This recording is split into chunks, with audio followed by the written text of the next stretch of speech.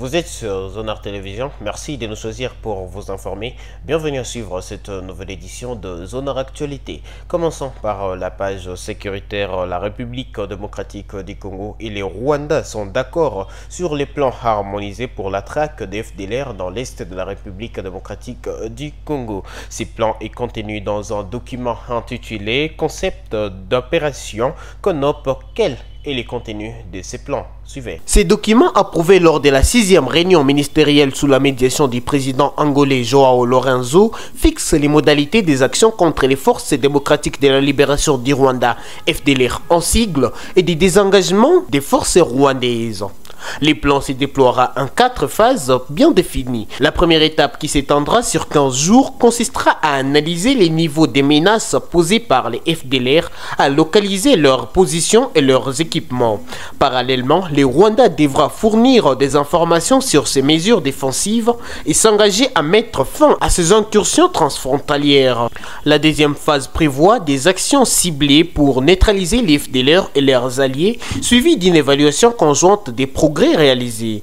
La troisième étape portera sur une revue générale des opérations afin de mesurer leur efficacité.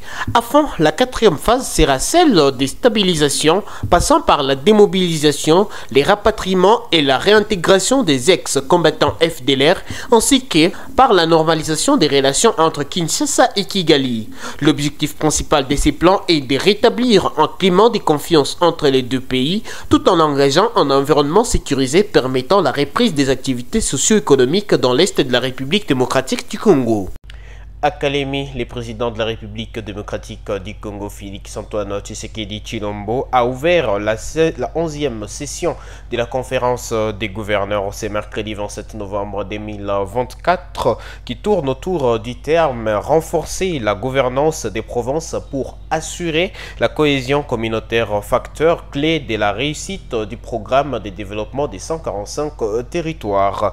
Lors de cette ouverture, les gouverneurs ont adressé un mémo au président de la République démocratique du Congo pour soutenir la révision de la Constitution.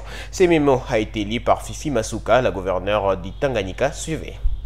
S'agissant particulièrement de la question des changements de la Constitution, le collectif des gouverneurs de province soutient à l'unanimité cette démarche car cette Constitution comporte beaucoup de faiblesses et invite la population à soutenir ces changements légitimes et salvateurs.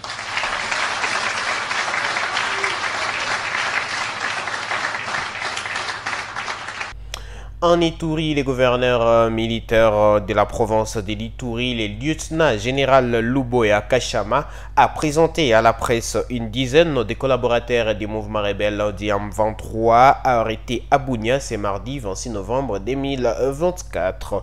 Parmi ces présumés, l'on remarque la présence des enfants qui avaient été recrutés par ces mouvements rebelles du M23 pour une somme modique de 20 000 francs congolais. Voici un extrait du gouverneur de la province. Kule Kinshasa watu wapende kusikia kama unawaambia wanaweza tunadanganya. Lakini banawewa batoto kidogo. Batoto wale bana na kitu na wajene wale kama wanawakamata. Anasema wanapenda. Ninjua anawadanganya. Oh, mko kabila yetu. Oh, mtapata hivi, mtapata hivi. Watu hakuna hata mtu mmoja ule ku responsible wa kusema atatumikisha akili yake. Hakuna. Na wanduku yao najua sema abapendi hata siku moja ke vita ifika hapa. Hakuna hata community moja hapa Ituri inapenda vita ifike hapa. Lakini wanaenda kubeba watu wale wako na njaa, waliza wadanganya na 20,000 francs juu ya kuisha watu. Sasa nipenda kuwaonesha hapa njoo Ituri mzima ijue waseme vitu vya hivi viko napitikana na si wote tusimame juu vita siku hapa. Watu washege mkichwa sasa ni mambo ya community. Hakuna mambo ya community. Ni mambo ya kwenda kubeba watu wale banapenda wapate kidogo cha kuweka kukinywa wakule, wao wanawadanganya, wanawapatia pesa kidogo. Mungu yeye kwako, Mungu anafanya wanawarudisha na tutaenda mna tutafanya hapo. En santé, nous vous proposons les points sur la situation d'Yampox en République démocratique du Congo pour la 47e semaine selon le ministère de la Santé en République démocratique du Congo. Les cas continuent de décroître et les décès sont quasi non signalés. Voici donc les détails. Au cours de la semaine 47, 893 cas suspects dont 42 cas ont été confirmés. Le taux de létalité a augmenté passant de 0,21 pour la semaine 46 à 1% pour la semaine 47. Depuis le début de l'épidémie, de la première semaine à la semaine 34, 49 056 cas suspects ont été rapportés, parmi lesquels 10 846 cas ont été confirmés et 1193 décès ont été enregistrés. Les provinces qui restent les plus touchées, la province du Sud Kivu reste en tête, le Nord Kivu est désormais à la 10e place. En sport, les TP Mazembe et l'AS Maniema Union ont fait chacun un match nul pour leur entrée en Ligue des champions de la CAF 2024-2025. Le TP Mazembe a été tenu en échec face au Mouloudia Club d'Alger alors que le Maniema Union a su accrocher Mamelodi Sundowns, un habitué de cette compétition majeure des clubs d'Afrique. Content de son match nul, l'entraîneur de l'AS Maniema Union, Papi Kimoto, espère garder ses cap pour la suite de la compétition. Il l'a dit en conférence de presse après match. Je suis vraiment très satisfait de mes joueurs parce que on est venu ici avec des ambitions, comme j'avais dit hier en conférence de presse.